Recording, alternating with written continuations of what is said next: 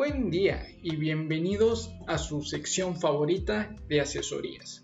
El día de hoy realizaremos una práctica en la cual, mediante un keypad o un teclado matricial, mandaremos información hacia un display LCD Liquid Crystal Display 16x2, el cual dicho dispositivo ya lo hemos utilizado en anteriores prácticas. Aquí pueden ver el código del proyecto de la práctica, el cual voy a explicar a continuación. Para empezar, tenemos que definir las funciones que vamos a utilizar para esta práctica. Una función para retardo, una función para instrucción, para el LCD, para que detecte, porque recuerden, el LCD necesita una serie de instrucciones para poder activarla y pues la serie de datos para que muestre los datos que yo quiera mandar.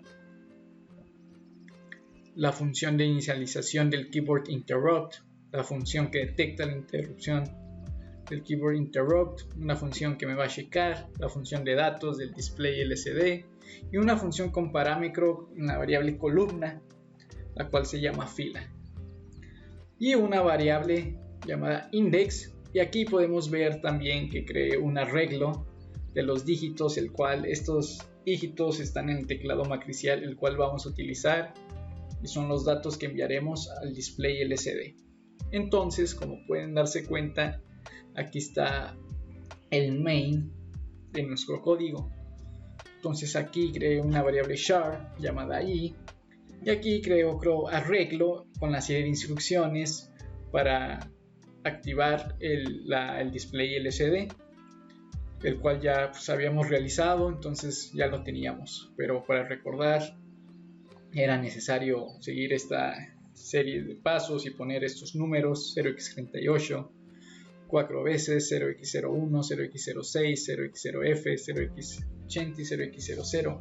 Esto con la finalidad de decirle a la pantalla cómo queremos que prenda, cuál línea vamos a utilizar, de cuántos caracteres. Como podrán recordar, ya lo utilizamos en una práctica anterior. Aquí eliminamos el watchdog, asignamos a PTA al puerto A valor de 7, el cual el enable, el RS y el transceiver octal enable se dan salidas para el puerto A, y para el puerto B de D0 a D7 será para las salidas de los datos de la LCD de D0 a D7, como ya lo había mencionado. Y es importante también recordar que para realizar esta práctica es necesario utilizar un método de multiplexar, ya que el micro no tiene los suficientes pines para poner tanto el keypad como la LCD. Entonces utilizaremos este método de multiplexar para que así quepan todos y funcione nuestra práctica de manera correcta.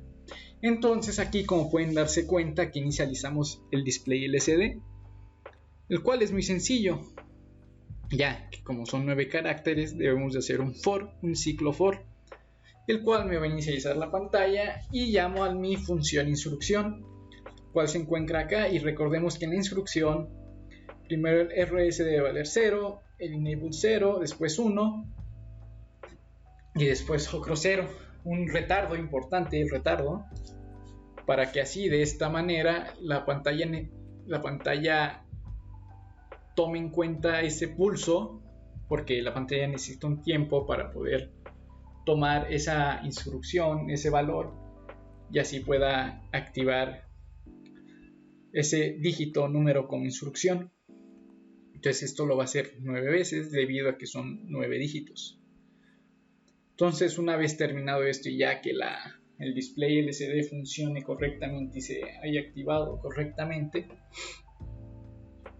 ahora ponemos otra vez el puerto B, que van a ser las salidas de los datos y también van a formar parte de nuestros dígitos del keypad. Ponemos el puerto A, el puerto del bit 3, PTA 2, lo ponemos en 0, y todos los dígitos del puerto B lo ponemos todos como 1, todos los bits UFF. Entonces aquí inicializamos el KBI, saltamos a la función de inicialización del KBI, la cual se encuentra en esta sección, como pueden darse cuenta. Entonces aquí podemos encontrar la sección de inicialización del KBI. Para esto es importante saber que para saber cómo activar los registros para que funcione correctamente el Keyboard Interrupt, es importante utilizar el datasheet de nuestro micro, en este caso el datasheet del QG8. Entonces podemos ver que para el registro KBI-PE ponemos un 0xF0 hexadecimal, obviamente, ya que esos seleccionan los puertos que vas a utilizar para esa interrupción. En este caso, los puertos que vamos a utilizar a la hora que vamos a presionar una tecla del teclado. Entonces aquí vamos a seleccionar de PTB0 a PTB3 los 4 bits menos significativos. Después en el registro KBI-ES ponemos todos los bits en 0, todos los bits en bajo, por así decirlo, ya que lo queremos en nivel bajo. Y después en el registro KBI-SC lo ponemos a 2, el cual el KBI-E va a ser igual al... me va a habilitar la interrupción del KBI, el Keyboard Interrupt Enable. Entonces, de esta manera inicialicé mi KBI para que funcionara de manera correcta. Una vez que hace esta función, es importante activar las interrupciones, ya que en varios casos o en varias prácticas muchos cometen el error de no habilitar estas interrupciones, por lo que el Keyboard Interrupt, si no pones esto, si no pones esta frase, con esta sintaxis, no va a activar la interrupción, entonces pues no va a hacer nada, por lo que es necesario y debes de poner esta frase de Enable Interrupts. Y también es importante que para que esta interrupción llegue, debemos de utilizar la función de IRQ KBI. ¿Esto por qué? Ya que si no ponemos esto, también las banderas no se van a activar ni desactivar y no vas a saber cuándo hacer la interrupción. Entonces podemos ver que la interrupción del KBI se encuentra en el vector 18. Eso también lo buscamos en el datasheet del QG8, como ya lo había mencionado antes. Entonces debemos poner en qué vector se encuentra la interrupción. Aquí vemos que en el vector 18 ponemos interrupt 18 y ponemos la función. Deshabilitamos las interrupciones, que es importante. Limpiamos la bandera del mecanismo y allí nos vamos a check. Aquí prácticamente es ya cuando presionas un botón del keypad. Entonces aquí nos vamos a ir a check. En check es donde me va a checar cuál fila, porque vamos a checar por filas, es importante, se presionó. Entonces aquí ponemos el KBI-PE como 0, ya que no estará habilitado. Ponemos un retardito, un pequeño retardo. Y aquí es donde ya ponemos nuestra variable que declaramos index, un valor de 16. Entonces, comparando con el puerto B, las cuales van a ser las salidas de mis datos para la LCD y para el keypad, entonces, dependiendo del valor que nos arroje el puerto B, va a ser la fila que yo he presionado, ya sea la fila 0, 1, 2 o 3, ya que son 4 filas. Una vez que checa esto, entonces comparará el valor y de esta manera sabrá, gracias al if, sabrá qué fila presioné. Una vez terminado esto, el valor del puerto B ya toma el valor de la fila y lo guarda. Allí ya se hizo una interrupción, obviamente. Obviamente ahí ya se hizo una interrupción. Enseguida nos vamos a la función de fila, donde ahí tomé un parámetro que va a ser la variable columna.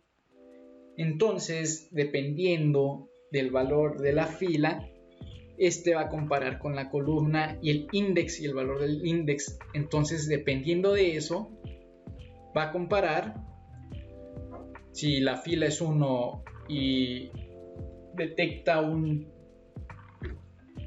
push, que presionó el botón en la columna 0, por ejemplo, entonces sería la tecla 1.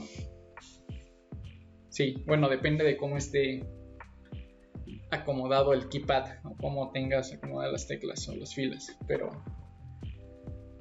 si no, vas a ir comparando y va a sumar en el primero 0, en el segundo más 4, más 8 y más 12, dependiendo de la columna, ya que ya tienes el valor de la fila. Ahí hace una conversión y dependiendo del resultado es la tecla del keypad que presionaste. Para esto, pues como ya lo había mencionado, es importante saber el valor primero de la fila mediante que son las salidas del puerto B, y también aquí es donde juega un papel muy importante la variable index, ya que sin esta variable no podríamos realizar esta operación. Y también, como pueden notar, es importante este parámetro, esta variable, ya que dependiendo del valor es lo que me va a sacar a la salida, por lo que de esta manera puede detectar el micro que tecla presione del keypad para así mandar el dato al display LCD. Y por último, pues aquí tenemos la función de datos del display LCD, el cual ya todos lo conocemos. El RS ya no será 0, será 1. El enable, hacemos aquí un pulso. Ya no es necesario hacer un retardo. Y aquí la función de retardo, la cual con el registro srt-isc lo igual a 4, el cual significa 128 milisegundos, utilizando el reloj interno del dispositivo. Después, mientras eso sea igual a 0, no pasa nada, y así va a ir contando el srt-rtiac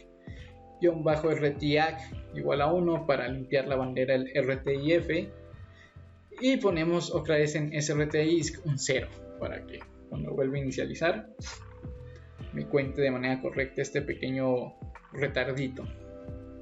Por lo que es importante también los retardos, porque a veces muchos no acostumbran a utilizar retardos, o por ejemplo en la programación de un programa C, los programadores no están acostumbrados con los retardos, ya que pues como nunca trabajan con hardware, no saben que algunos dispositivos necesitan retardos para que llegue la información de manera correcta. Necesita un tiempo para que la información llegue de manera correcta a dicho dispositivo. Entonces, prácticamente así es como funciona este código. Importante el KBI, ya que es un Keyboard Interrupt, es una interrupción importante. En este caso, pues como ya lo mencioné en el programa ahorita,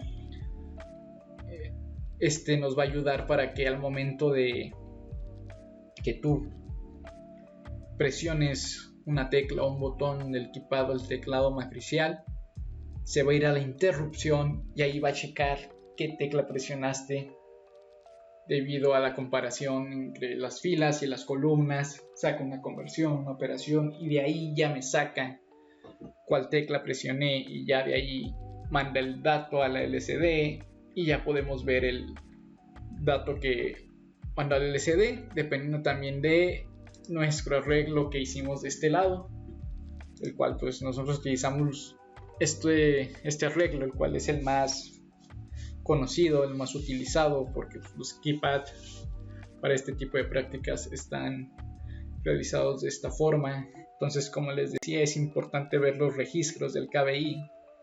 Aquí podemos verlos, el KBI-ISC, el KBI Pin Register también, que lo utilizamos, KBI Select Register también lo utilizamos. Entonces es importante ver a la hora de inicializar un registro, es importante ver en la hoja de datos para saber qué estamos haciendo, para saber qué significa cuando ponemos el bit más significativo en 1 o el bit menos significativo en 0. Por esa razón es importante guiarse en la hoja de datos. Entonces, Una vez explicado este programa, vamos a correrlo.